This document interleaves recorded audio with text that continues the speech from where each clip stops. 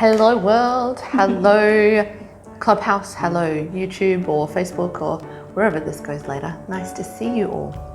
So today is an interesting day because we've just come out of Easter.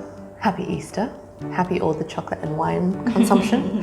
And coming out of that period, I found myself like stopping and going, it was so hectic before, and then stopping for 4 days and going, I'm so overwhelmed by doing nothing. And I've learned so much about my own need for work-life balance. So I've brought my expert intern to be interviewed today. Here's my expert intern, Glaiza, beautiful name. Tell me firstly about yourself. So my name is Glaiza. I am an intern here at Talent Academy. I am also doing my MBA at Kaplan Business School in digital marketing and hospitality. I'm working in the winery as well as a cellar door staff. Yeah. And and then I am also a student event coordinator for Sonder. So yeah, and I was a flight attendant for a long time, for like 12 years. Yeah, So she's seen the world. Mm-hmm. And I was actually curious about that part of your work, apart from the fact that she now does everything under the sun, which I respect so much, being the kind of girl who does everything. Yeah. Plus there's that element of being a girl. Now that's another thing, ladies, we'll talk about that later. So to start with, it's interesting to see that, oh, you're moderating now. Oh, I don't even know, look at this. Okay, so to start with, I'm curious about what work-life balance means, because so many people have a different interpretation. But you lived on the road. You lived all over the planet, literally out of a suitcase. And for some people, that's a dream. And for some people, that's a nightmare. What was it for you, and how did you find the balance to sort of switch off from work mode to relax mode? All right. So for me, work-life balance is that equilibrium that you put like a balance between your career and your personal life. While working as a stewardess for a long time, the good thing about our job before was that you don't have to bring it with you at home. So while you're there serving passengers and all, that's you, and you don't have to carry that. Like unlike now, like if you work in the office, sometimes you think like, oh my god, I have a deadline with this. So before that time, no, I don't really have that.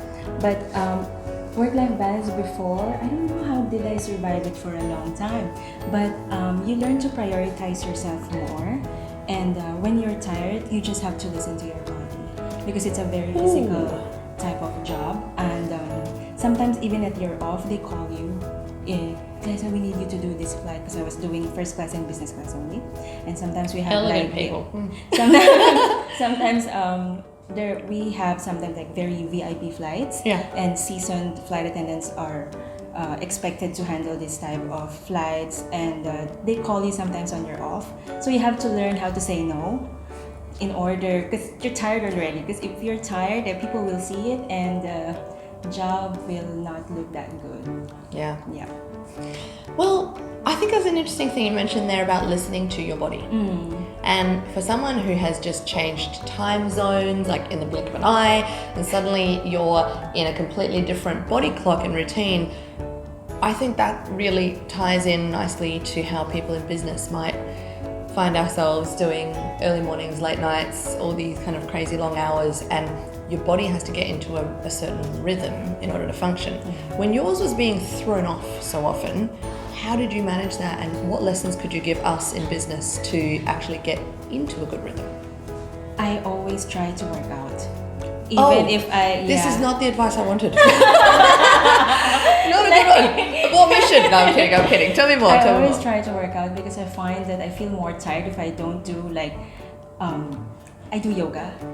Aerial yoga before. So it makes me more attuned to myself, like listening to my own body, and I sleep as much as I can. And I try to eat proper food. I don't eat aircraft food. I know it's not allowed to bring your own food before, but for me, I stopped eating it because it's not that bad, but you don't really know what they put in that. So I try to eat healthy. And with the body clock, maybe I was used to it already. Less than 4 hours of time difference, I'm okay. But more than 4 hours, I am. But I try to sleep more and eat properly. Okay. Eat and sleep. I mean, they're the two things I can do. Gym, however, okay. So I'm curious now, we're talking about how people translate that work-life balance from what you were doing then and into our day-to-day work-life balance in business, for example. We've just seen COVID throw everyone's boundaries. What is work, what is life when you're working from home? So out of curiosity, what would you suggest would be a good habit to develop for those who are still having to work from home at times? Stick to your schedule. Like learn to have like a proper time frame. Like I will work at this time and after that no more. You know, because when you're working at home, you tend to, everything is there. So you tend to mix your family, personal life with your work. So I think working with the schedule and trying to stick with it will work out for you to attain this work life. Boundaries. I think boundaries are important even in relationships and friendships. And your pets need boundaries. Like everyone needs boundaries, right? So why don't we do it in business? So I think that a boundary I'd like to set is that my work doesn't happen in the four walls of my house, which is challenging. And it has seen me, even in the peak of COVID, and this has been really interesting, I would get my laptop and I would sit in my car, in my driveway, because I really respect the sanctum of the rule that I set for myself. I wanted one place on planet Earth to be safe. And actually, oh my gosh, speaking of someone who would be an expert on this, Jess has just joined and she absolutely would. There's I'll get someone to promote Jess to the platform. Would love to have a chat with Jess about your perspective on this, because you are an absolute champion. In fact, Jess has started kind of being a bit of a coach, a life coach, but interestingly, she is a travel agent and broker of all things travel. So Jess, hello. Oh, she's muted herself. Hello, how are you? I'm good, how are you?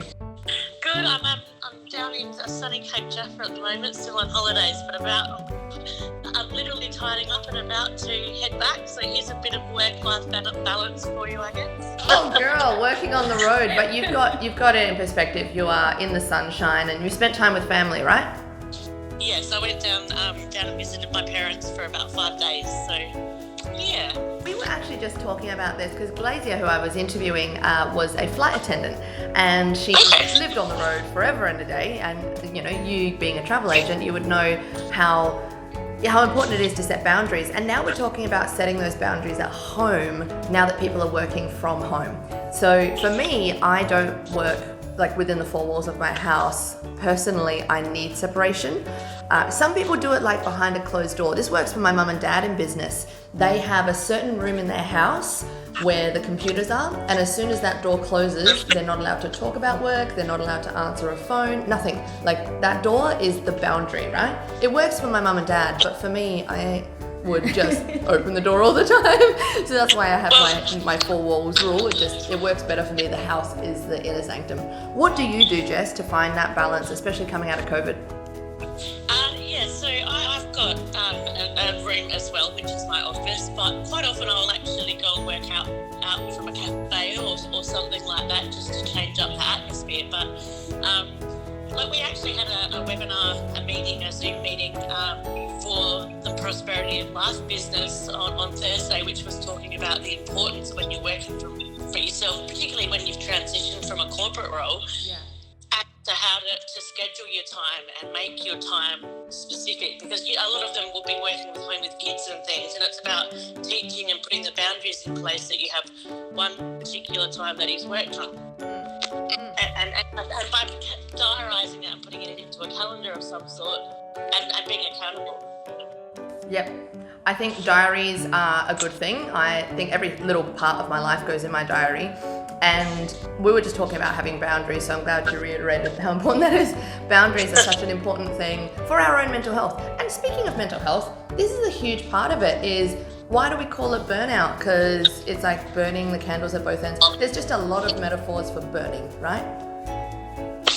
Yeah. And that's not good. Fire is not good. And so yeah, I think it's important to have this in perspective. One last question for you, Jess. I know you're packing up and leaving, so I appreciate your time on our little chat. That's all right. One last question for you. For those who, because we're videoing this by the way, so we're going to share this on our socials later. For those who would like to know a little bit about your personal development stuff, because this is really kind of, it goes hand in hand with personal development, right? What is it? Where can we find you? So I have a Facebook page which is called Jess Zacker Prosper.